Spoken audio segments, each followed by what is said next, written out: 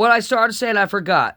There's shit tons of those junk trains, industrial ones that people ride on and graffiti, but the people train is a people train. But anyway, oh yeah, the conductor leads the choir of the band, but the caboose in the back of the train, it just pulls like a freaking car pulling a trailer on the back of a bus, just rolls behind on the four wheels and just riding along. But yeah, that third rail that has got electricity through it is just so the train driver can know, because he's got a little sign to know when to get off to the next exit train on the light in his train, so other people don't get hit when they're coming at him. So two Northern Line trains, cell phones, right-handed or right lights or left-handed lights, Northern lights or red lights on 2,000 Soul train don't hit each other oncoming. There really is no, but yeah, I mean, when you're pulling a trailer, a truck or something, it just falls behind, you can't feel it. It ain't doing nothing wrong. Like the caboose on a train. The conductor, though, was the dude in the train, Casey Jones. Really happened. But then those lights is just so the train, when he's got to get off so he don't run into somebody else. The caboose, a cigarette butt joke.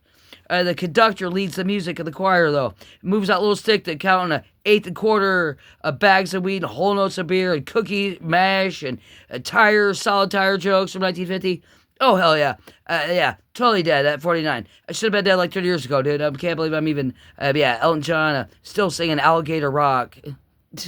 Until Princess and Prince Charles get run down on a date night, and everybody wants to see what color outfit she's wearing when she really gets a real good date. That was hilarious. And then we all had a whole Guns N' Roses Candle in the Wind, right? But yeah, Elton John always doing the Alligator Rock. What else is he doing? Alligator Rock and my dirty blue jeans, square blue jeans. I wish I was abscess tooth, right? It's called what's it called? It's called it's a third party app, but it's not. It's called let me think. What's it called?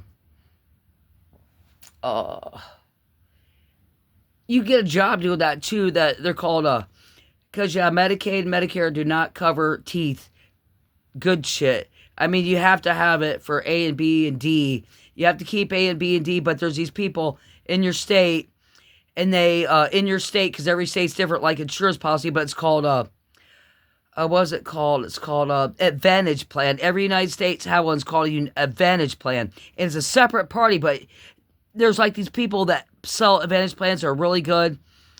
And you have to keep your A and B, which is A, and you have to pay them at least $10 a month. You cannot, in the United States, kill somebody literally to prison because they have no money in their poverty level and get blood out of their turnip money bank because they have no money. Just like everybody else, like free condoms for $1 or birth control. You know what I'm saying? But because you can't get blood of a turnip of a poverty person that can't have it but had to live with medical at a hospital until you don't pay them at least $10 a month for a pack of cigarettes that you can give that you owe. You know what I'm saying? But anyway, yeah, it's called Advantage Plan, and every state's got different carriers. And when you call, there's these reps, and they're on the streets or in their house when you call them, and they will tell you what Advantage Plans are offered.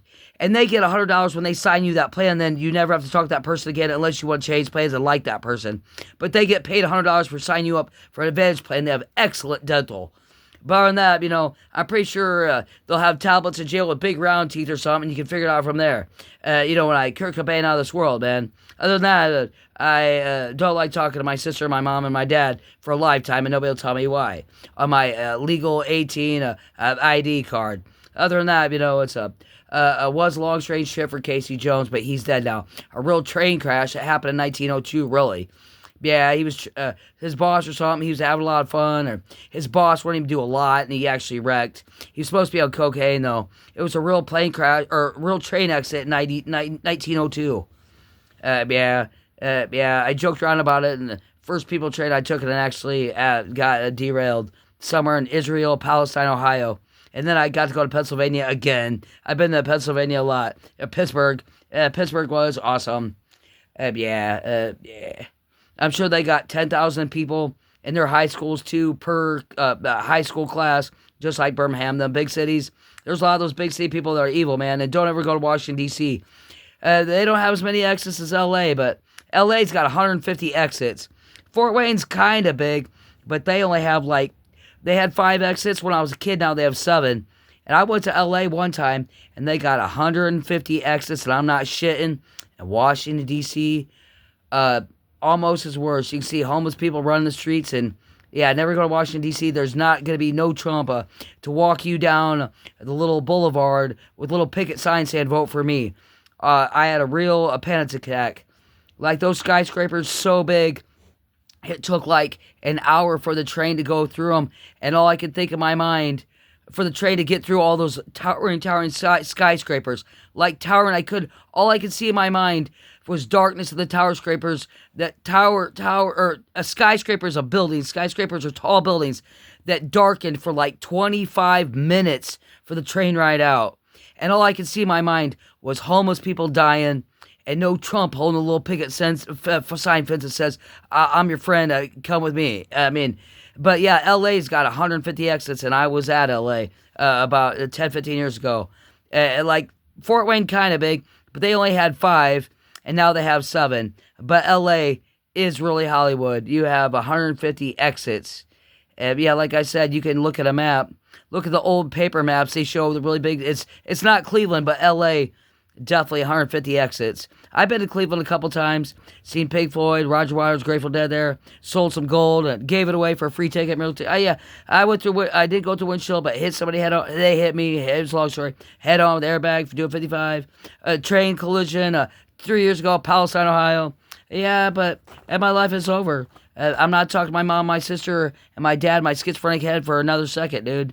Like, yeah, if you ever see people like that, you ought to treat them nice, because when I met that dude in '94 named Furrow, when they quit making Thorazine, and Thorazine will no doubt kill you, they do not make it no more, and they do not give it out. They will not.